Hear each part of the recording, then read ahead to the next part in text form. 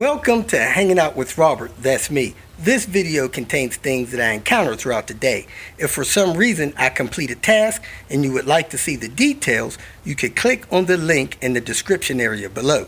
This video also contains tips and tricks that I learned throughout the years. I plan on leaving this video accessible for about 30 days. After that, you can view it through my Patreon account. Thank you very much for watching. Here we go, folks. It is 11:05 and it is already 10 degrees hotter than it should be here. 87 degrees. Let's get started getting this car together. We're going to start off by hooking up this yellow wire to the O2 sensor positive analog signal. That's going to use the tune and help the AFR get its proper reading. Then we're going to go inside and put a fuse on that AFR gauge. They want a 5 amp fuse on it. Then we're going to move on from there.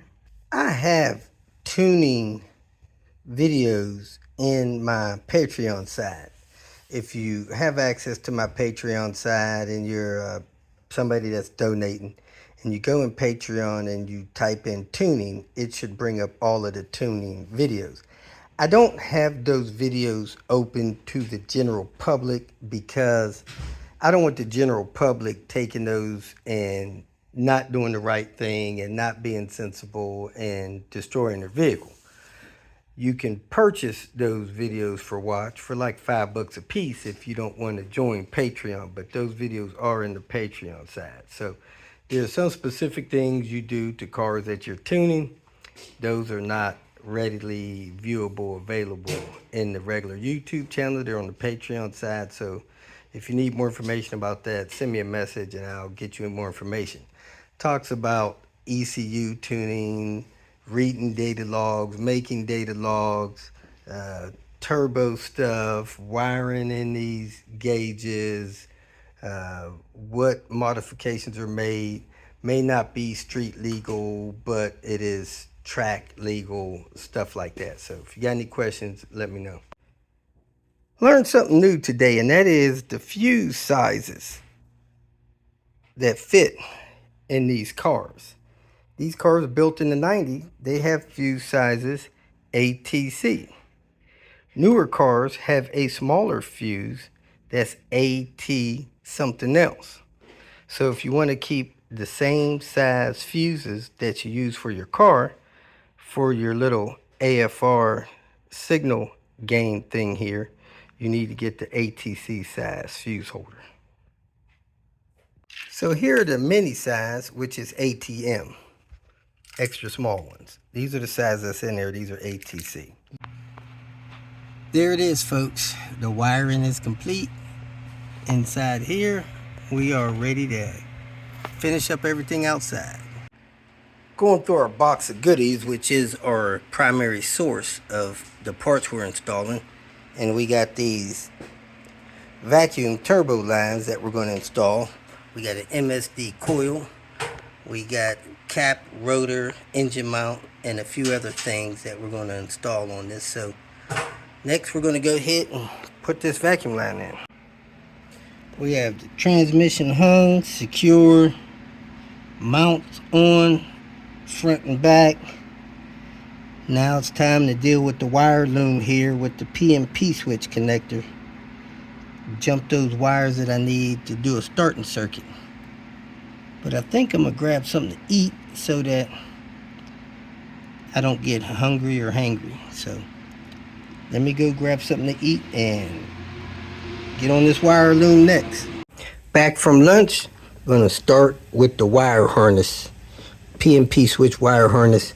Then I'm going to connect this, what's this thing called? External slave. Then I'm going to start plugging in wiring, vacuum line, stuff like that, brake booster line. I am moving right along. I got wire loom on. I got the wire for the fuel pump coming into the loom here, switching into the power lead, and I terminated it right there at the battery. So that's hot like they requested. I got the PMP switch harness taken care of. I got the slave cylinder line secure. I got the slave cylinder installed. I got the clip ring in. Could not find the clip ring that was in his hardware. I got the cables hooked up. Of course, the one with the yellow is on the driver's side. The padded one's on the passenger side. I hooked up the wires for the reverse light. That's loose so we can service it. Then I went under it and I plugged in the speed sensor wire under the car, because the speed sensor wire plugs into the speed sensor on the 93 through 95 cars, and it didn't feel like it plugged in right. So I started messing with the plug-in and it came loose. So I'm getting ready to splice an end on that. I got another one of those plugs so we can hook that up. I got this mount installed. I need to tighten the bolt on top. And after I do that, I'm gonna hook up the exhaust and then I'll be ready to put this subframe back up. So we're moving right along. The owner wants to bypass his oil cooler lines, so I'm getting ready to take those off and put a block off plate on it. One of the local Volvo guys has one, so he's going to loan us that one until I get one to replace his. So we're moving right along. Installed the starter.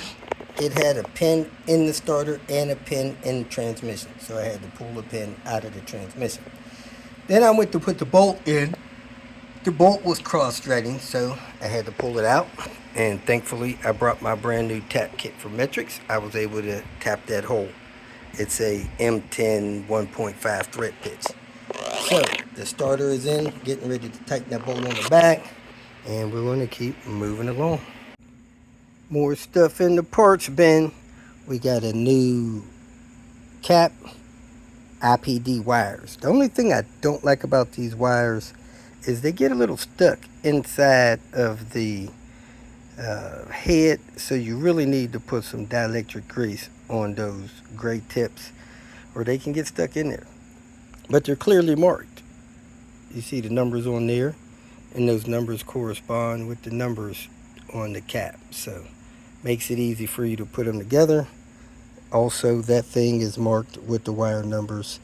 These IPD wires are a little thicker, so this thing doesn't like to stay clipped in well. But let me go ahead and get this clipped in and install the MSD coil. I'm going to hold my guide clip together for about an hour before I install this.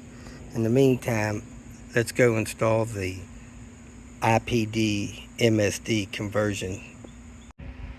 IPD has some really good installation instructions for putting this in. You get this, and some more stuff in a little package, probably this here. Let's go ahead and follow the instructions and get this thing installed. First thing you want to do is locate the coil. It has some rivets and a bracket mounted to the strut housing of the vehicle. So we're going to drill out these two rivets. They say you want to start with a 3/16 pilot hole there and then drill those out with a 5/16 so that the rivets are loose and you can get this coil off of here. So let's grab the drill and do that. Whenever drilling in metal, it's always best to dab it with some oil. I hit it with some WD-40. I got the 3/16. I'm going to go ahead and drill these out nice and slow. You don't want to drill too fast.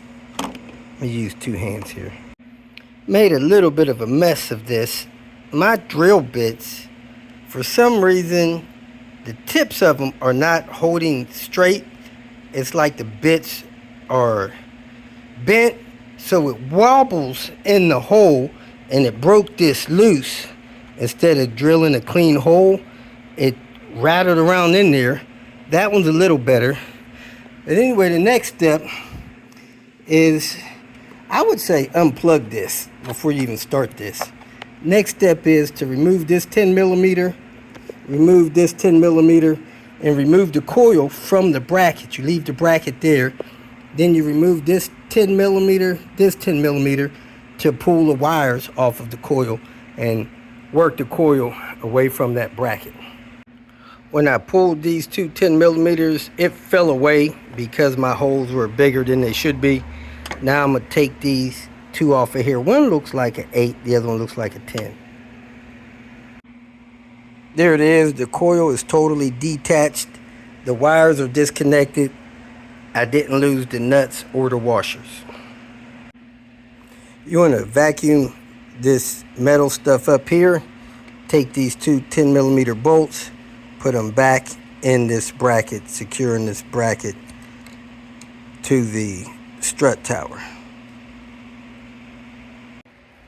Opened up all the hardware stuff in the MSD kit. Do be aware you're not going to use all this stuff, just the stuff that the IPD instructions tells you to.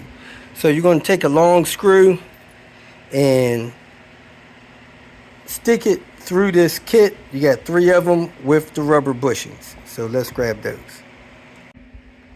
These are the 3 things you're going to screw onto the MSD right now. Put those on like that, all 3 spots. Snug them down with a Phillips screwdriver. It's not a wheel. Don't break it. Just snug it down real tight. Next, slide the IPD bracket over those mounting things like you see here. And then put a lock washer and a nut on each position and snug it down. Those are the nuts and lock washers that I'm going to use. These are like 9 millimeter nuts or maybe 3/8. I would just put a socket on there and twist them on by hand with the socket, snug them down like that. If you over tighten them, you'll mess up your rubber vibration absorber, so don't over tighten them. Just use the socket with your hand tight, no ratchet wrench. Next, we're going to take those 2 IPD supplied screws and nuts and fasten that to the bracket. So I'm going to put the nuts on the bottom, start the screws through the top, mount that against the bracket that is on the car.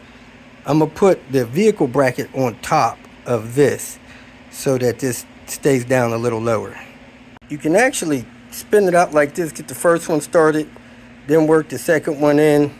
If your thing is damaged like mine, find a washer to close that up and get that secure. Real hard to get this in. My suggestion is to take the whole bracket off, start this screw, get it going, and then mount the bracket back on and put the other side on, because it's really hard to get this over here started. Very difficult for me to get anything under here to hold this nut. So I took a T10 Allen style, stuck it in there, and that way when I turn this 4 millimeter hex, it stopped that nut from turning, and I got that tight. Next, we're going to take these 2 screws and these 2 lock washers. You put the lock washer on the screw head. You put the blue on the negative and the red on the positive. So put that through there. Come on. Try not to lose it. Screw that in there. Snug that down. Not a wheel lug. Doesn't have to be super tight. And then put the red one over there. Let me do this with 2 hands. There it is. Phillips screwdrivers. Screw those in. Now you plug this back in. Hook up your coil wire and you should be good to go. If you want your MSD coil wire end on, you can slide this one off of the IPD one, slide this into the MSD one. If you got the IPD coil wire from their wiring spark plug wire kit, you can slide this in there. If you do choose to put this MSD thing on the end of this, I suggest you use some dielectric grease and mark how far you got to push that thing in, because it's got to go in a little ways before it'll be in the right position. I use one of these as a washer to patch up that area where I butchered it up. So you do not need to use these things in the MSD kit for your Volvo 850. The brake fluid system on this car was not interrupted, so I unplugged that switch there and I cut the very tip of this thing off. If you look at the tip, it's shaped like an arrow. Let me write you a little diagram and show you how much of that you should cut off.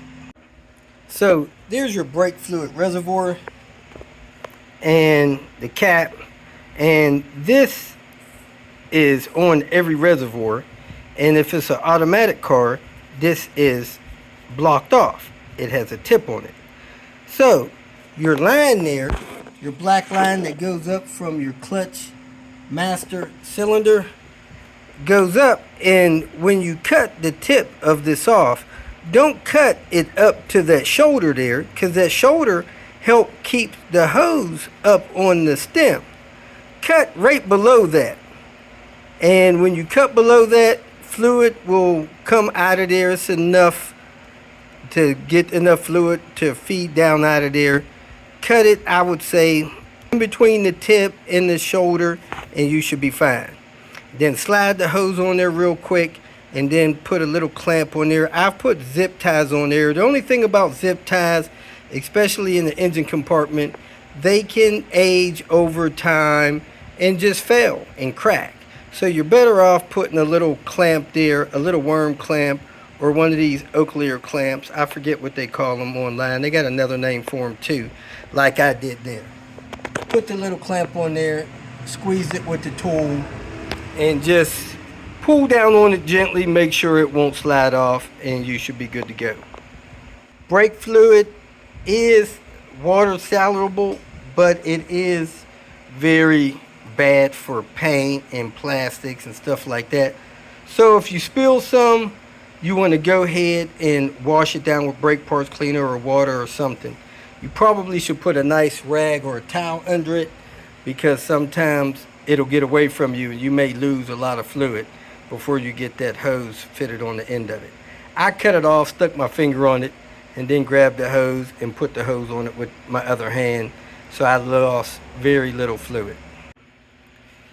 Next, we're going to install the turbo control valve from IPD. It works on all of these cars here, all your P80 cars, turbo models, and some people like to use this. It's supposed to be a better valve for performance when it comes to these vehicles. Those boost control valves are no longer available, so if you have one of those that malfunction, you will need to replace it with one of these IPD turbo control valves, or a newer version of that BCS, which is a turbo control valve in a 98 or newer vehicle. There are some that's compatible. You could look up that information. Here we're going to install this one, and they give good instructions on how to mount this thing to keep it out of the way, whether you have a air box or a fresh air compartment with the big cone air filter. Whichever way you have, these instructions will guide you through mounting that. The big thing to remember is watch the indicators here. Number one, over here on the right, red goes to the turbo inlet where we hooked up that red line. Number two is over here. That goes to the wastegate actuator. Opens and closes the wastegate on your turbo so that your turbo pressure is controlled. And number three is your fresh air tube, and it goes to your air inlet, whether you got a cold air or standard type. That line goes there. So you got these things that screw into it, attach it, and get it all mounted, clamps for your hoses and all that good stuff. This vehicle is still using the air box, so we're going to mount this turbo control valve over here with this bracket so that it doesn't get in the way, doesn't get caught up in the shifting mechanism of the transmission or anything like that. Weird weather is happening out here. This crazy breeze came through. It might be getting ready to storm here. I'm gonna clean up my stuff and close up my car while I put that together, because I lost power and everything here. The wind's blowing real hard, so let me pack up my car and protect myself from the rain. When I went to mount the valve to the bracket and I took the two screws that they have, these screws do not slide through the valve. And I had a hard time getting my standard T-15 to screw them through there. But they will screw through there if you get the proper bit that fits in those hex screws. Those screw heads might have been a 15 Torx. They look like Allens. I'm not sure what size they are, but I use this Husky reversible tip driver, and it looks like the 15 was able to screw those through there, so I didn't have to drill through them. I put washers and lock nuts on the back of them, so that should be good to go. Next, you want to put your valves in there. You screw them in. Do not screw them in too tight. You don't want to strip them in the housing. They're plastic. Slowly screw the ports in. Be careful you don't cross thread them. They're plastic. You ruin the threads, you're done. Then you screw them in about that far. They'll start getting tight. Once they start getting tight, you stop. Get them in the position like you see here, and you should be good to go. Now you want to screw this on the bottom of the air box with the two Phillips screws supplied there. And then you hook up your vacuum line. Remember, this center one here goes to the air box. This one over here, labeled number 2, goes to your wastegate actuator. And this one, labeled number 1, is red. That goes to your turbo inlet port under your turbo. So that's it. Plug it in, mount it to the box. You should be good to go. All done. And that's going to do it for today. It's raining, it's dark, I'm hungry, it's late. I didn't get as much done as I hoped I would, but I got everything done that I could get done. So I got the starter installed. I need to tighten the bolt on the back of the starter. I got the speed sensor rewired, everything wired up, ready to go. When I get here in the morning, I'm gonna hook up the exhaust and go from there. So let me screw this on this air box here and call it a night. So here we go. Right here, you got 3 holes here. The bottom one is where you want to screw this bracket into. So just like that. If you feel that this information was useful, please like it and share it with your social media friends. You can subscribe to my channel so that you will get notifications of future videos that I post. You can follow me on Twitter, and if you need to contact me directly, please visit my website. And if you have any questions, leave them below, and someone or myself will reply to them. Again, thank you very much for watching.